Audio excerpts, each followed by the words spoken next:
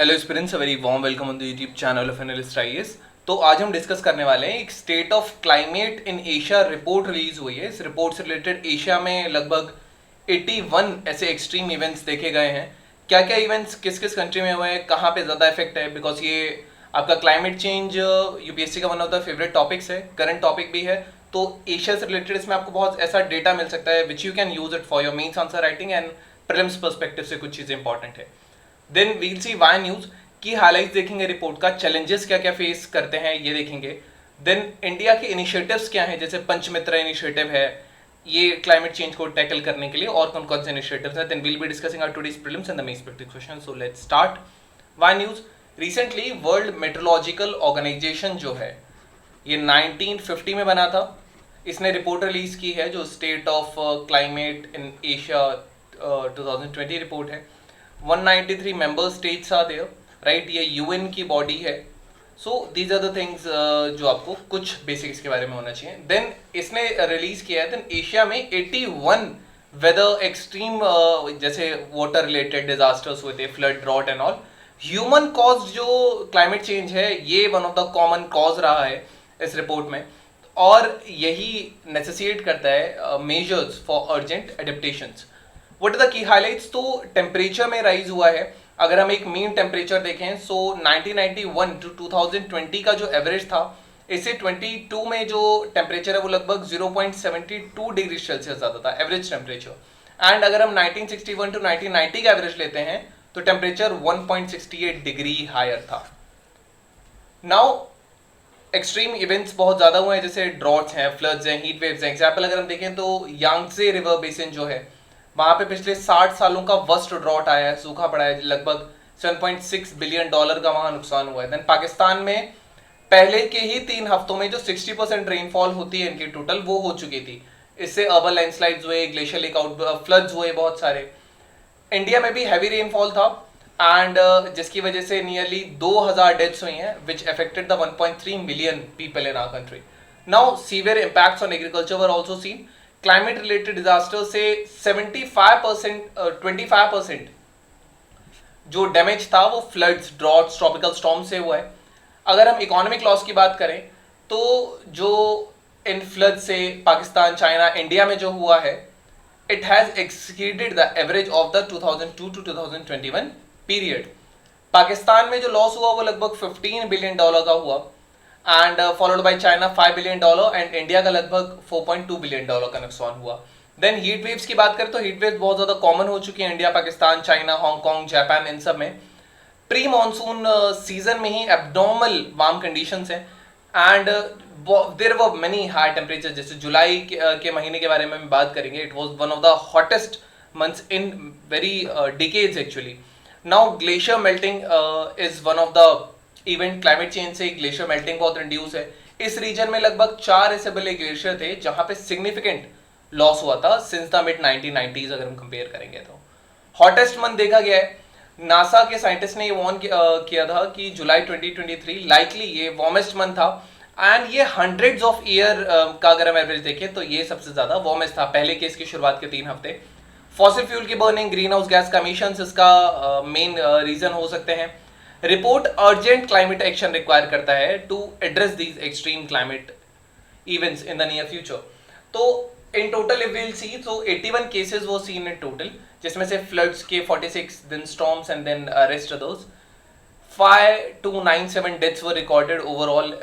Then 52 million people were affected by this. Maximum आप देखेंगे flood से अफेक्टेड है। देन 36 बिलियन डॉलर का इकोनॉमिक डैमेज हुआ, जिसमें मैक्सिमम फ्लड से, ड्रॉट से, स्टॉर्म से हुआ है। So these are the things. Now, what are the challenges which are faced? ये whole एशिया का एक्चुअली रिपोर्ट है। What are the challenges which we face? So जो वार्मिंग ट्रेंड है एशिया का 1991 से 2022 के बीच में, ये लगभग डबल है जो 1961 से 1990 वाला जो पीरियड था। 2022 में एस्टिमेटेड हमने मीन टेम्परेचर देखा था वो लगभग 0.73 डिग्री सेल्सियस ज्यादा था 1991 टू 2020 के एवरेज से, जो कि लगभग इसको दूसरा या तीसरा सबसे वार्मेस्ट ईयर बना देता है रिकॉर्ड पे।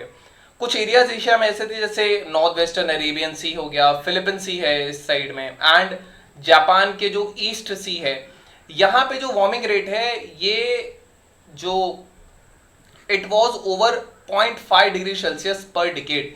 ये ग्लोबल एवरेज से लगभग 3 गुना ज्यादा यहाँ पे टेम्परेचर बढ़ा है। नाउ रेट एक्चुअली ज्यादा है। Then melting glaciers and rising sea levels, glaciers जो हाई माउंटेन एशिया में जो मेल्ट हुए हैं, सिग्निफिकेंट लॉस हुआ है इसका। एंड यहाँ रेटिंग आप ट्रेंड देख सकते हैं, the trend have been very accelerating.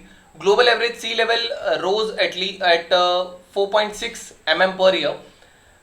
ये जो रेट्स है एशिया के, दे वर बेसिकली मोस्ट, अगर हम इसको ग्लोबल मीन रेट से कंपेयर करें तो। देन ला नीना का इन्फ्लुएंस 2020 से थ्रू 22 ला नीना का इन्फ्लुएंस हुआ था, जिसकी वजह से फ्लड्स बहुत ज्यादा है, रेनफॉल बहुत ज्यादा आई थी। Then warming of sea surface, जो एशिया के सराउंडिंग सी हैं, जो हमने देखा था, जैसे अरेबियन सी हो गया, इधर फिलिपिन सी हो गया, इधर ईस्ट जापान का जो सी हो गया, ये 3 टाइम्स फास्टर रेट से ज्यादा इनकी वार्मिंग देखी गई है compare to the global average. और जो बारेंट सी है, बारेंट सी का जो रेट है वो लगभग 5 से 6 गुना ज्यादा था ग्लोबल एवरेज से। तो ये बारेंट सी को एक क्लाइमेट चेंज हॉटस्पॉट बनाता है। वेयर इज द बारेंट सी? तो बारेंट सी एक्चुअली जब आप यूरोप के ऊपर वाला एरिया देखते हैं, नॉर्वे, डेनमार्क एंड स्वीडन वाला जो ये एरिया है, डेनमार्क तो इधर है, सो ये जो नॉर्डियन कंट्रीज हैं, इसके ऊपर जो आर्कटिक ओशन है, एंड इधर यहाँ आपका Barents Sea, here you have the Greenland and all. So these are the things, this is the location of Barents Sea. आप थोड़ा इसको और क्लियर देख लीजिएगा। नाउ इंडियाज इनिशिएटिव्स क्या हैं? पंचमित्र इनिशिएटिव है, ऐसे 5 इनिशिएटिव हैं।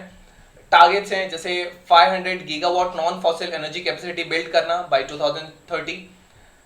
लगभग 50% जो एनर्जी रिक्वायरमेंट आता है वो रिन्यूएबल एनर्जी से up to by 2030। Then total जो कार्बन एमिशन है वो लगभग 1 बिलियन टन का हम इसको रिडक्शन कर पाए from now to 2030। Then carbon intensity जो इकोनॉमी पर है उसको 45% हम कम कर पाए 2030 तक based on the 2005 levels. And the fifth is net zero emissions target by 2070। National action plan on climate change, इसमें एक्चुअली अवेयरनेस क्रिएट करना है पब्लिक गवर्नमेंट एजेंसीज में, साइंटिस्ट में, इंडस्ट्रीज में, कम्युनिटीज में, क्लाइमेट चेंज के थ्रेट के बारे में मेजर्स इंप्लीमेंट करना इनको काउंटर करने के लिए। So these are the things. Now international solar alliance, ये आप जानते हैं कि इंडिया एंड फ्रांस का ये जॉइंट एफर्ट है। ये ग्लोबल क्लाइमेट चेंज को एक्चुअली सही करता है, टैकल करता है with the help of the solar energy deployment. Now we have our today's prelims practice question. So, State of Climate in Asia 2022 recently seen in the news is released by UN, World Bank, IPCC or WMO. Then we have our mains practice question. How can the countries, particularly the G20 nations, collaborate to accelerate climate action and ensure a sustainable future, provide insights into the urgency of adaptation measures and the importance of collective efforts in the combating the climate crisis? You can try this. So this was all about today's video session. Thank you. Have a nice day and stay tuned with Analyst IAS for your better preparation.